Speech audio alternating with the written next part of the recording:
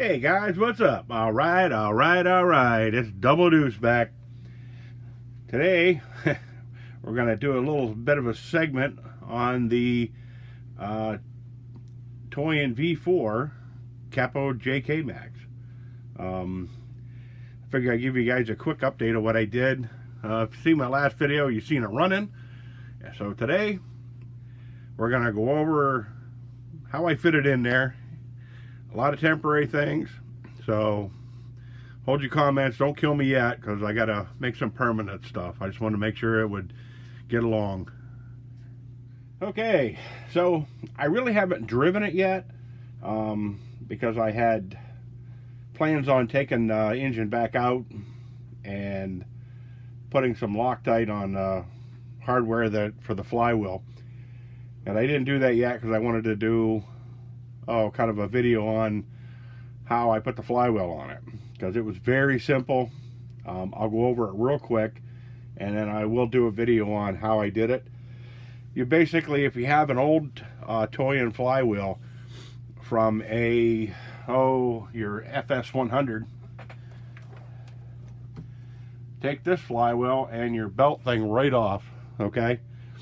And then inside there, get a 6mm fender bolt, or any kind of a 6mm bolt that fits the thread of these, because they're both 6mm, and screw the little black flywheel against this flywheel. And there's 4 holes in that black flywheel from the FS100, and there are 2 that are smaller circle, and I think those are 2.5mm, and then I think the 2 outer ones were 3mm, and they were a little bit of a wider circle. Well, they happen to be the same exact size as the clutch shoes for the 8 scale. So anyway, I'll leave it on the side here, and I'll zoom in and give you guys a little look to see how I shoehorned this thing in here. Okay, now you see I used the stock starter system from the display box, and I put the starter motor over here and flipped it around, because the motor sets underneath this engine. So I flipped it around, bolted the bracket to the frame rail, and I had to switch the wires around to make it turn over. And for my motor mounts, as you can see up in here, I used 5/16 brake tubing and flattened it out and made some curves and stuff to get kind of a prototype bracket of what I'm going to need to mount this in there permanently.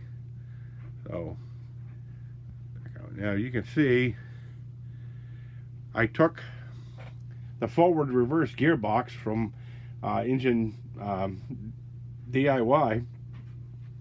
I put a 2-speed setup on the end of the shaft. Had to make a shaft for that, and then I had taken this, believe it or not, if you set this thing sideways, it'll almost mount up to the rear of the transmission transfer case housing. So I cut the shaft off inside the Capo tranny just before the hex was for the shifter. So I got to get another one for my original tranny. And then I slid it right in here, and there's a hex in here with a grub screw. So I ground a flat spot where the grub screw grows, and I slipped that right through there. And then I put a couple of bolts in the back here to hold this in place to see if it would work. And it worked beautifully. So the only problem I had was when I hooked up my shift mechanism, it throws it just a little too far. So it's rocking the transmission and transfer case on the center shaft here. So I'm going to have to find a way to somehow mount this to this, together, the motor and the engine and the transmission together in one piece. Because I thought this aluminum frame would be really solid, but it's not. So you can see it's a lot going on under there. I kind of made up some prototype makeshift headers and kicked, side pipes to stick them out to the side, because this engine throws a lot of oil, because I'm running it really rich right now. And so under the hood, okay, as you can see, I got cables and whatnots and wiring. I got to do some wire management, and I'm not going to do anything more until I actually take it for a test drive. So far, it seems like it's geared pretty low. I could probably get rid of that 2-speed setup, but the front, okay, I tried to use the original shock towers and all that stuff, as you can see in there.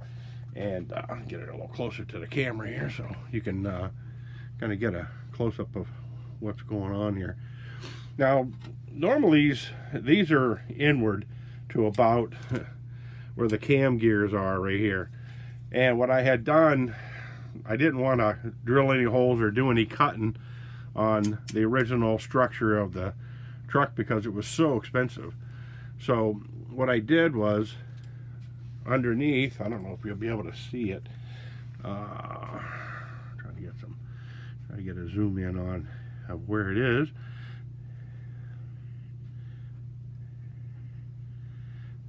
Okay,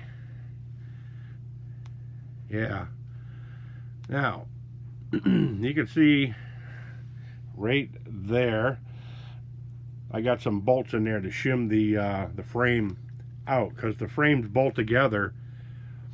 They lock sandwich together right in there on both sides. So shut the hood and flip it upside down so you can get a better look at it. But anyway, as you can see, yeah, here and here, down here, how there's notches in the shock tower parts of the frame, and then there's a small extension piece down here that goes to your side rail. So I had put them in there to widen the front of it so I could shoehorn the motor down there, or the engine down in there, and then I had lowered it enough to where the cam pulleys set underneath the shock towers, so nothing's rubbing. And it was a tight fit, and if you look closely up in here, the way they had these brackets made, it's almost like it was made for this thing, because these come up in the air and tilt over, and they're almost the exact same shape as the engine cover. So, you know, like I say, this is, you know, it's a work in progress. A lot of one-off prototype stuff. One thing I'm not happy with is the cable steering. So far, I don't know, it's, you know, things are kind of getting in the way of each other, and I'll show you why I'm not a fan of the cable steering right now. For the simple fact, it's just too slow, you know. And kick this on, kick that on. Now, I'll show you guys how slow the steering is. Okay, now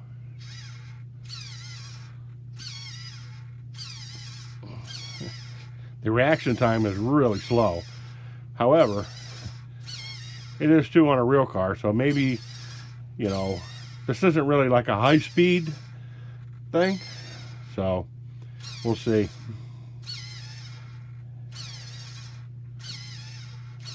But as far as the, you know, retrofitting everything in it, it was really tight, but it fit. So it just took a lot of creativity to come up with how I was going to, you know, retrofit it inside the, you know, I had to take the interior out, I had to take the dash out, so I get the throttle servos in there, and you see here's your starter stuff for your glow plugs and all that jazz. So I kind of had to poke that out of the way. But if I tilt it down, you'll see, kind of, get a pointer in there, Get my gigantic hands out of there. Okay. See, I got the starter motor over here with the bracket and the belt on the original display pulley and everything. The gearbox I laid on its side and mounted it sideways to give me some room for the upper shaft, because the lower shafts almost line up on the engine and the transmission, so that wasn't bad. And then here I just ran a servo back here to so I could shift it. Now it's got forward, neutral, and reverse, and I thought the neutral was a kind of a cool thing with this, because it's you know, you can throw it neutral and rev it up, and then slam it in gear and take off, and then deal with what breaks later. But so, like I say, it's still a work in progress. I'm going to stick my fuel tanks back here for now, and like I say, it's got a big relay on this starter thing, and you know, so the fuel tanks are going to go in here. Being it drinks a lot of fuel, I'm going to stick two this way like that. I'm eventually going to, I bought a small brushless motor for the starter motor, and they're on vacation over there in China right now, and then they got that coronavirus going on too, so I won't be able to get some stuff from them for a little while, from, you know, just because they got their Chinese Lunar New Year going on too, and you know, let them have their holiday, and then I'll catch up with them later. But this is basically why I kind of use things I wouldn't normally use, like the big starter motor, you know, the fuel tanks that are laying here, the start button. I'd like to make it start from the you know, the radio if I could. And but like I say, you know, put the fuel tanks here. I still got room for my battery down underneath there, and I'm gonna have to do some wire management and start splicing some things together. Like, for instance, the glow plugs setup, I'm going to splice that together with an on and off switch. And hopefully I can run it off one battery, because to start it now you need 3 batteries, you know, which is kind of a pain in the butt. But anyway, like I say, you know, the thing seems to be all right when you're you know, farting around with it. But we'll find out when I take it out and let some of the Loctite dry, and we'll give it a test run. We'll see what breaks first, and go from there. So, anywho, like, share, subscribe if you want. Tell your friends. You know, I'll be back with more. So, try to give you guys a more detailed look, instead of a quick overview here of how things are going, because I gotta tear it apart, and I didn't really want to do a lot of Loctite on this thing, but being I got that V4 vibrating around in there, I'm going to need some Loctite on everything. So when I get it apart, I will start showing you the segments of how I fitted it in and what I had to do it. So anywho, like I say, you guys have a good one, and I'll catch you later, man. Adios.